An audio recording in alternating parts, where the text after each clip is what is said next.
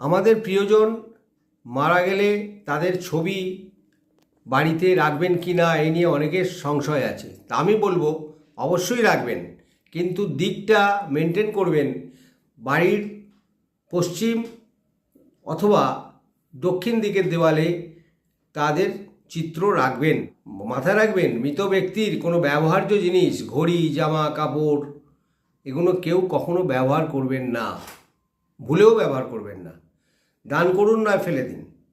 3 নম্বর যেটা বলবো, অনেকেই আমি দেখেছি, আমি বাস্তব ভিজিট করতে গিয়ে দেখেছি মৃত ব্যক্তির ফটোর সামনে খাবার দিচ্ছে, করছে, চা দিচ্ছে, খাবার দিচ্ছে।